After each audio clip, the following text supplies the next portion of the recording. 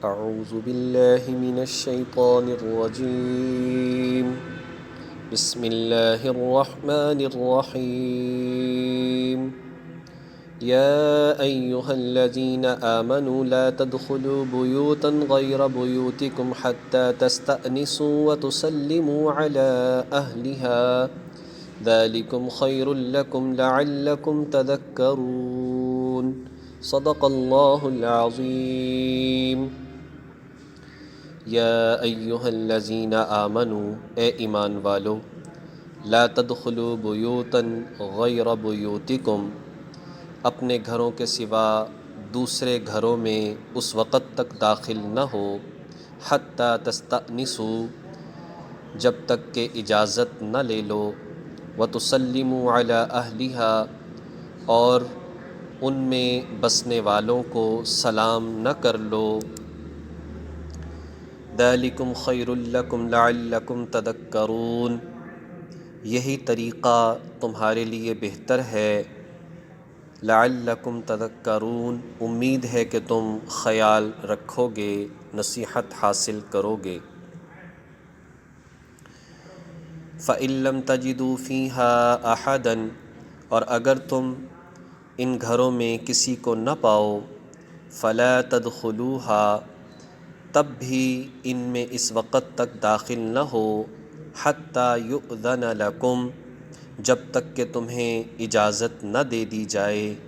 وَإِن قِیلَ لَکُمُ ارْجِعُوا فَارْجِعُوا هُوَ أَزْکَىٰ لَکُمْ اور اگر تم سے کہا جائے کہ واپس چلے جاؤ تو فَارْجِعُوا واپس لوٹ جاؤ هُوَ أَزْکَىٰ لَکُمْ یہی تمہارے لیے پاکیزہ ترین طریقہ ہے واللہ بما تعملون علیم اور تم جو عمل بھی کرتے ہو اللہ کو اس کا پورا پورا علم ہے یعنی اگر کوئی گھر کسی اور کا ہے بظاہر خالی ہے تب بھی اس میں بغیر اجازت داخل نہیں ہونا چاہیے ممکن ہے کہ اندر کوئی موجود ہو اور نظر نہ آ رہا ہو اور اگر موجود نہ بھی ہو تو تب بھی کسی کے گھر میں بغیر اجازت بغیر رضامندگی داخل ہونا جائز نہیں ہے لیس علیکم جناح تمہارے لیے اس میں کوئی گناہ نہیں ان تدخلوا بیوتا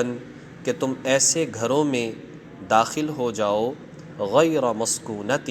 جس میں کوئی نہ رہتا ہو یعنی بغیر اجازت ان گھروں میں داخل ہونا کوئی گناہ کی بات نہیں کہ جن میں کوئی نہ رہتا ہو فیہا متاع لکم اور اس میں تمہارے فائدے کا کوئی سامان ہو یا تمہارا کوئی سامان رکھا ہو اور دوسرا ترجمہ یہ ہے فیہا متاع لکم ان میں تمہیں فائدہ اٹھانے کا حق ہو واللہ یعلم ما تبدون وما تکتمون اور تم جو کام اعلانیہ کرتے ہو اور جو چھپ کر کرتے ہو اللہ ان سب کو جانتا ہے یعنی اس سے مراد وہ عوامی مقامات ہیں جو کسی ایک شخص یا اشخاص کی ملکیت نہیں ہوتے عوام کے فائدہ اٹھانے کے لیے مثلا عوامی مسافر خانے ہوٹل کے بیرونی حصے ہسپتال ڈاک خانے پارک مدرسے وغیرہ ان میں اجازت کے حوالے سے کوئی ایسی بات نہیں ہے ان میں بغیر اجازت بھی آیا جایا جا سکتا ہے یہ ساری کی ساری آیات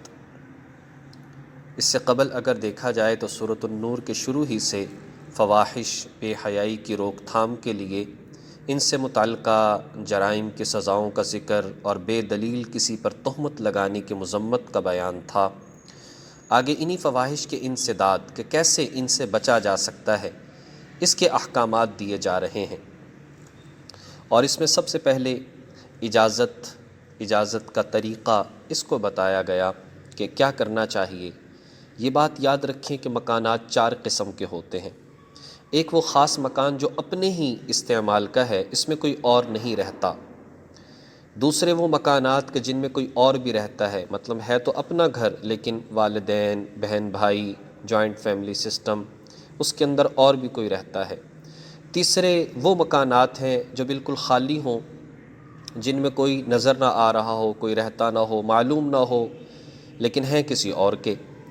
اور چوتھا وہ مکانات ہیں جو کسی کی رہائش کے لیے مخصوص نہ ہوں مسجد ہے، مدرسہ ہے، خانقاہ ہے، ریلوے اسٹیشن وغیرہ پر بنے ہوئے، راستوں پر بنے ہوئے، لوگوں کے فائدے کے لیے آمد و رفت کی جگہوں پر جو جگہ بنائی جاتی ہیں، تو ان کے متعلق سب سے پہلی بات تو یہ ہے کہ جو مکانات اپنے ہی استعمال کے ہوں، کسی اور کے آنے جانے کا اس میں اندیشہ نہیں ہے، تو وہاں اجازت کی ضرورت نہیں۔ اور دوسرے وہ جو کہ چوتھے نمبر پر ذکر کیے، جو لوگوں کے فائدے کے لیے بنائے گئے لیکن وہاں پر وہ کسی ایک شخص یا بہت سارے اشخاص کی ملکیت نہیں ہے، تو وہاں بھی اجازت کی ضرورت نہیں۔ لیکن جو اپنا گھر ہو لیکن اور لوگ بھی رہتے ہوں، یا کسی کا گھر ہو چاہے کوئی اس میں رہنے والا نظر آئے یا نہ آئے، ان جگہوں پر اجازت لیے بغیر جانا، اس چیز کی اجازت نہیں ہے۔ اللہ تعالیٰ نے اس کی بہت زیادہ تاکید فرمائی ہے، نبی علیہ والسلام بہت زیادہ اس کی تاکید فرمایا کرتے تھے۔ آج کل مسلمان اس بات کو بھولتے چلے جا رہے ہیں اور اپنے لیے اس کو عار کی بات سمجھتے ہیں کہ ہم اجازت لیں۔ تو شریعت اسلامیہ نے اس حوالے سے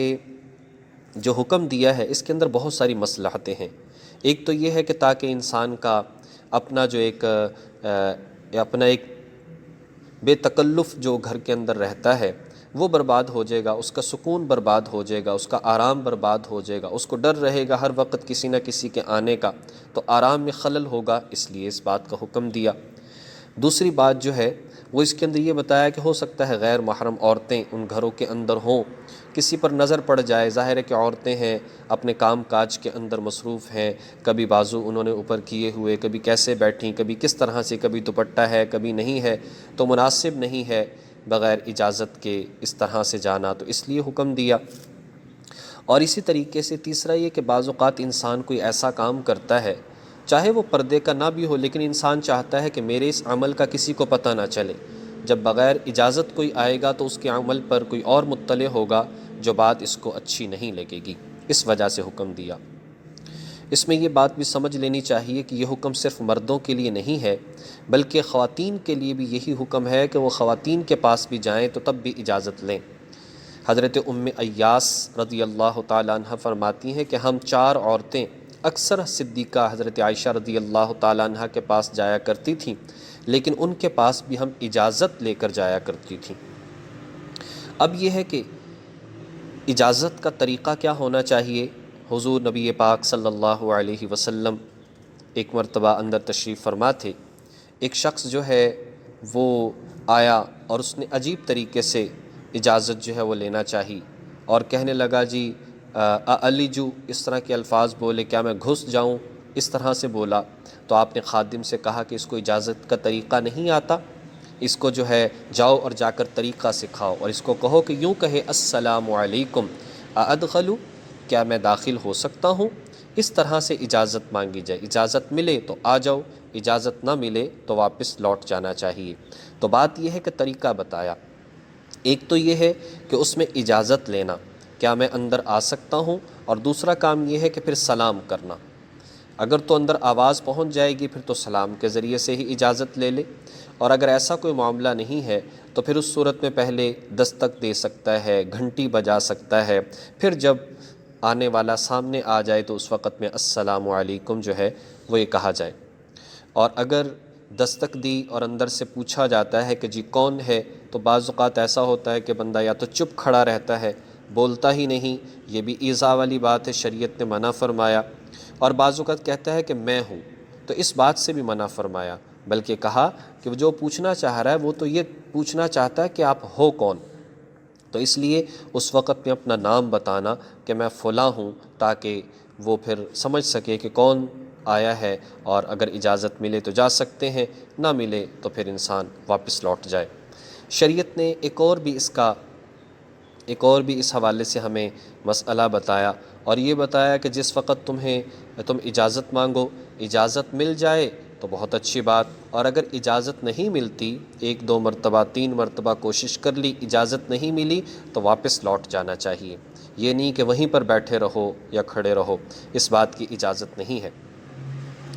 ہاں بعض اوقات کسی بزرگ کے گھر جاتے ہیں اور بغیر اجازت کے چلے گئے تو اس صورت میں یہ ہے کہ ایک بندہ دستک بھی نہیں دیتا، بیل بھی نہیں بجاتا، باہر بیٹھا ہے کہ حضرت جب باہر آئیں گے تو میں ان سے مل لوں گا، تو اس میں کوئی حرج نہیں ہے، اس لیے کہ وہ تکلیف نہیں پہنچا رہا بلکہ خود انتظار کر رہا ہے۔ اس طرح صحابہ کیا کرتے تھے، لیکن بغیر اطلاع کے چلے جانا اور اس بات کو جو ہے شریعت نے مناسب نہیں سمجھا۔ اور اسی طرح سے ٹیلی فون کے حوالے سے بھی یہی بات ہے کہ کسی کو ایسے وقت میں فون کرنا جو اس کے آرام کا وقت ہو یا عموماً آرام کا وقت ہوتا ہے اور پتہ بھی نہیں کہ اس وقت میں کیا کرتا ہے، تو یہ بھی اسی زمرے میں آتا ہے تکلیف پہنچانے کے، تو ایسا نہیں کرنا چاہیے۔ ہاں اگر کسی سے عموماً اس وقت پر بات ہوا کرتی ہے تو پھر یہ ہے کہ 1 مرتبہ 2 مرتبہ 3 مرتبہ فون کر دیا جائے، اور اگر اجازت نہیں ملتی یا فون نہیں اٹھایا جاتا تو اس صورت میں دوبارہ سے نہ کیا جائے، اس بات کا انتظار کیا جائے کہ خود ہی کرے گا۔ اور دوسری طرف شریعت نے بھی اس بات کا حکم دیا کہ جس کو فون کیا جا رہا ہے اسے اگر پتہ ہے تو فون اٹھائے اور بتائے کہ میں اس وقت میں مصروف ہوں، بات نہیں ہو سکتی، یا دستک دی جا رہی ہے تو جائے، اس کا حق ہے، اس کے پاس جایا جائے یا اس کو بلایا جائے، پھر اس کا اکرام کیا جائے، اور نہیں ملنا چاہتے تو منع کر دیں، کسی اور وقت میں آ جائیں، اس بات کی بھی شریعت اجازت دیتی ہے۔ تو بہرحال یہ سارے کے سارے جو احکامات دیے گئے یہ سب انسانوں کے بھلے اور فائدے کے لیے، کہ تاکہ لوگ بہت بڑے بڑے مسائل سے بچ سکیں، عفت، ایک دوسرے کی عزتیں یہ جو ہیں برقرار رہیں اور ایک اچھا معاشرہ بن سکے۔ اللہ تبارک و تعالی ان تمام باتوں کو سمجھ کر عمل کرنے کی توفیق نصیب فرمائے۔ وآخر دعوانا ان الحمد للہ رب العالمین۔